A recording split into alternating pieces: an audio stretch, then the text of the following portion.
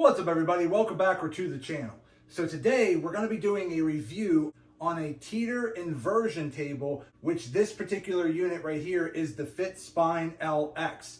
Now the main purpose you might want to try an inversion table is maybe if you're having some back issues or some hip issues or even some leg issues, when you have too much compression on your spine from just years of bad posture, years of sitting at an office desk and so forth, you start to have so much compression on your back and your spine that could cause a lot of other issues. Now, me in particular, I'm 6'3", 275 pounds. I'm a larger guy, and I typically sit in an office setting for 8 to 10 hours every day.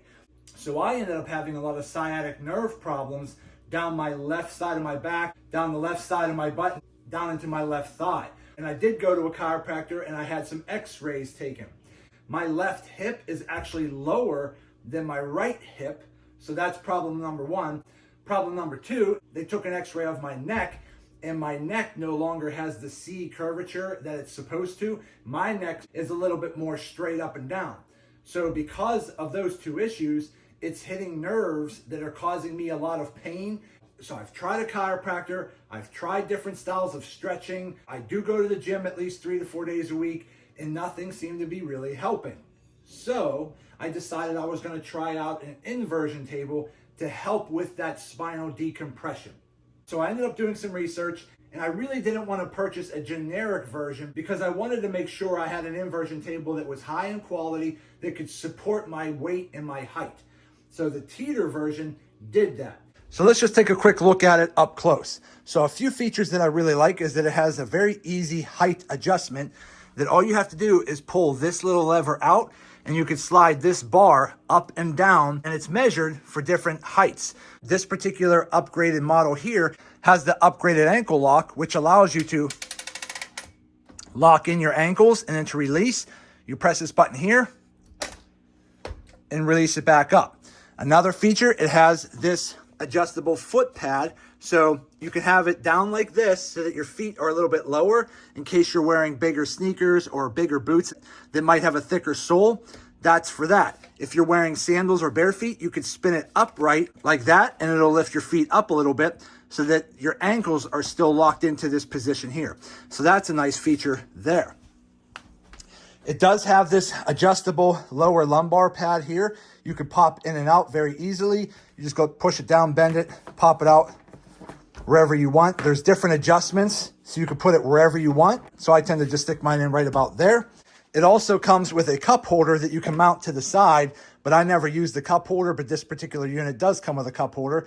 So it does come with that.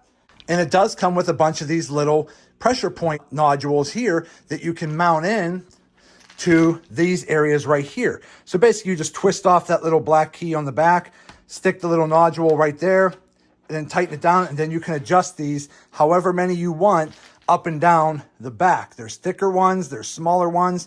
So you could use that for pressure points on your back. Now I don't really use them because the way I lay on this, I never really felt like they were doing anything for me, but they might really help you. So I just wanted to point that out. It also has this little headrest right here that you can pretty much slide up or down a little bit or take it on and off. It's really up to you. It's very easy.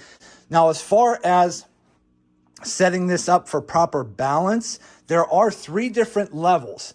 And to adjust the level, you can pull this knob out just like that and then slide the actual backrest up or down. There's a hole right here. There's a hole in the middle and a hole at the bottom. So those are your 3 different settings for proper balance. I tend to just leave mine in the middle, but if you're taller or shorter, you can adjust this to whatever balance setting is set up for your height and weight. So to take this out, I would recommend lowering your feet to the lowest setting like that. It just makes it easier to maneuver. Then what you're gonna do is you're gonna hit that one button that I set on the one side, and you're gonna hit the other button on the other side, and then you're gonna basically just lift up. Okay? There we go. Okay, then you can just pop this right off. Okay, so it pops off just like that. And then if you want to adjust your bars right here, you're going to take this, lift it out, adjust your bar. You adjust it however you want, up or down. Okay, you can do it on the high setting, but again, I keep mine in the middle setting, just like that. Lock it in. Once you're all done adjusting it on both sides, you carry it back over. You lay this little section here with the spinning roller right into the groove, just like this. And it's locked in and you're good to go. Then you're going to come back out, adjust your feet setting, and you're ready to use the teeter. So there is a strap on the bottom that's mounted to the bottom frame. You can adjust this strap to whatever length you want and then hook it to the bottom of the top. That way, when you're laying here upside down, the strap will stop you at whatever height you want it stopped. So if you're not really comfortable with being completely upside down and inverted, you could set it to where you could stop right here. You could set it to where you could stop right here. You could set it to this angle right here. Or when you become a little bit more advanced in using this, like myself, I use this all the time. I don't even use this strap anymore. I unhook it because I like being completely upside down and being 100% inverted. Now just be aware, when you're doing an inversion table for the very first few times, it's going to feel awkward. You're going to have a lot of blood rushing to your head. You're going to feel it in your eyes, you're going to feel it in your face, and you're going to feel it in your ears. You're going to have a blood rush to your head. It is awkward at first, but once you use this a few times, it's no longer an issue. So what I'll do is I'll come over here, stand on the platform, I put my ankles through like this. So then once you do it, you just pretty much shimmy your ankles in position and lock it in as tight as you can possibly lock it in. So I'm pretty much locked in there right now. I'm not going anywhere. My lumbar pad is right where I want it in my lower back. And then you lean back. Now, when you're laying here balanced, you're going to have, if your hands are forward, you're not going to move anywhere. Once you start putting your hands above your head, you're going to start to go backwards depending on how you set your balance setting with these handles right here. So with me, I pretty much just go like this. So you see right here, I grab right here to balance myself. But as you can see, if I'm balanced, if I put my hands back, I go back. I put them forward, I go forward. So you can adjust where you want to be. But because I've used this so much, I don't worry about it anymore. I pretty much just fling myself backwards. So here's what I do. I just come back like this, and I grab the side and allow myself to go back. And then I stop right here kind of with my elbows on the frame, just until I feel that blood start rushing to my head and I start to feel it.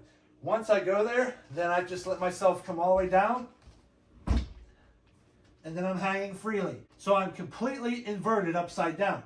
And then here, now you don't want to press on the floor or hold on because you're taking away from the inversion gravity decompressing you.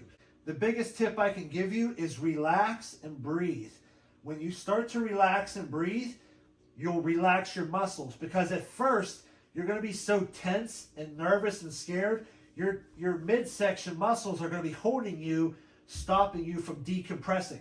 So once you relax, let your stomach relax, your back relax, your legs, your chest, your back, let everything relax and breathe calmly and slowly.